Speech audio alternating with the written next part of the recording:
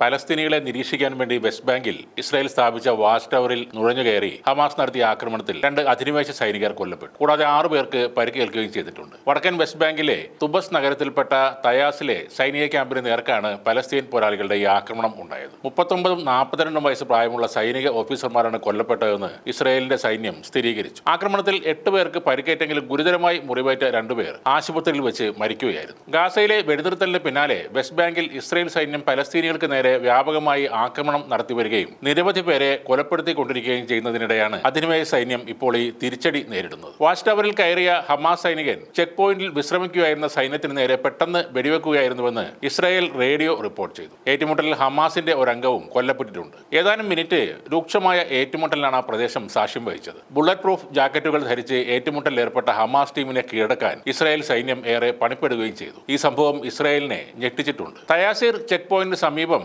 നേരത്തെയും ഹമാസ് സംഘവും അധിനിവേശ സൈന്യവും തമ്മിൽ ഏറ്റുമുട്ടലുകൾ ഉണ്ടായിരുന്നു. പരിക്കേറ്റ സൈനികർ അടുത്തിടെ വിന്യസിക്കപ്പെട്ട റിസർവ് സൈനികരാണെന്നും ദിവസങ്ങൾക്ക് മുമ്പ് തമൂണിൽ നഷ്ടം നേരിട്ട അതേ ബറ്റാലിയനിൽ ഉള്ള ആളുകളാണെന്നും ഇസ്രായേൽ പത്രമായ മാരീവ് റിപ്പോർട്ട് ചെയ്തു. പോരാളി ആക്രമണം കഠിനവും അസ്വീകാര്യവുമെന്നാണ് സൈനിക വൃത്തങ്ങൾ ഇതിനെ വിശേഷിപ്പിച്ചത്. ഈ ആക്രമണത്തിന്റെ ഉത്തരവാദിത്വം ഹമാസ് ഏറ്റെടുത്തിട്ടുണ്ട്. ഇസ്രായേൽ അധിനിവേശ വെസ്റ്റ് ബാങ്കിലെ സൈനിക് കുറ്റകൃത്യങ്ങളും ആക്രമണവും ശിക്ഷിക്കപ്പെടാതെ പോകില്ലെന്നും നമ്മുടെ ജനങ്ങളുടെയും അവരുടെ ചെറുത്തുനിൽപ്പിന്റെയും ദൃഢനിശ്ചയത്തെ ദുർബലപ്പെടുത്തില്ലെന്നും ഹമാസ് ഒരു പ്രസ്താവനയിൽ പറയുകയും ചെയ്തു. ഇസ്രായേലും ഹമാസും തമ്മിലുള്ള വെടിനിർത്തൽ ചർച്ച 3 ആഴ്ചയിലേക്ക് കടക്കവേ 2ാം ഘട്ട ചർച്ചയ്ക്കുള്ള നീക്കം തുടങ്ങിയിട്ടുണ്ട്. ഇരു വിഭാഗവും ചർച്ചയ്ക്ക് സന്നദ്ധരായാണ് റിപ്പോർട്ട്. ഭവനരഹിതരായവരുടെ അടിയന്തര പുനരധിവാസം, ഗാസ പുനർനിർമ്മാണം എന്നിവയിൽ ഊന്നിയുള്ള ചർച്ചയാണ് ഹമാസ് ലക്ഷ്യമിടുന്നത്. ചർച്ചയുടെ കാര്യം ഹമാസ് വക്താവ് അബ്ദുൾ ലത്തീഫ് അൽ ഖനോഫ് സ്ഥിരീകരിച്ചിട്ടുണ്ട്. ചർച്ചകൾക്കായി ഉന്നത ഇസ്രായേൽ നയതന്ത്ര സംഘത്തെ ഉടൻ ഖത്തറിലേക്ക് അയക്കുമെന്ന് നെതന്യാഹു ഭരണകൂടത്തെ ഉദ്ധരിച്ച് അറബ് ന്യൂസ് റിപ്പോർട്ട് ചെയ്തു. അതിനിടെ ഇസ്രായേൽ വെടിനിർത്തൽ കരാർ ലംഘിച്ചുവെന്ന് ചൂണ്ടിക്കാട്ടി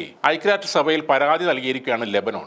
UN സുരക്ഷാ കൗൺസിലിലാണ് ഇസ്രായേലിനെതിരെ ലെബനോൺ ഈ പരാതി നൽകിയത്. ഇസ്രായേൽ തുടർച്ചയായി UN പ്രമേയം 1701 ലംഘിക്കുകയാണെന്നും ലെബനോൺ പരാതിയിൽ പറയുന്നു. 2006 ഓഗസ്റ്റ് 11 അംഗീകരിച്ച UN പ്രമേയം ഹിസ്ബുള്ളയും ഇസ്രായേലും തമ്മിലുള്ള ശത്രുത പൂർണ്ണമായും അവസാനിപ്പിക്കണമെന്നും തെക്കൻ ലെബനോണിലെ ബ്ലൂ ലൈനിനും ലിറ്റാനി നദിക്കും ഇടയിൽ ഒരു ആയുധ രഹിത മേഖല സ്ഥാപിക്കണമെന്നും ആവശ്യപ്പെടുന്നതായിരുന്നു. എന്നാൽ ഈ വ്യവസ്ഥകളെല്ലാം ഇസ്രായേൽ നിരന്തരമായി ലംഘിക്കുന്നതായി ലെബനോൺ പരാതിയിൽ പറയുന്നുണ്ട്. കഴിഞ്ഞ ആഴ്ച മാത്രം ഇസ്രായേൽ ആക്രമണങ്ങളിൽ 26 പേർ കൊല്ലപ്പെടുകയും 221 പേർക്ക് പരിക്കേൽക്കുകയും ചെയ്തിട്ടുണ്ട്. കഴിഞ്ഞ 15 മാസമായി തുടർന്ന ആക്രമണങ്ങളിൽ 4000-ലധികം പേർക്കാണ് ലെബനോണിൽ ജീവൻ നഷ്ടമായത്. ഈ ആക്രമണങ്ങളെ താൽക്കാലികമായെങ്കിലും അവസാനിപ്പിക്കാനാണ് ഫ്രാൻസും അമേരിക്കയും സംയുക്തമായി നേതൃത്വം നൽകിക്കൊണ്ട് ഒരു വെടിനിർത്തൽ കരാർ കൊണ്ടുവന്നത്. അതാണിപ്പോൾ ഇസ്രായേൽ നിരന്തരം ലംഘിച്ചുകൊണ്ടിരിക്കുന്നത്.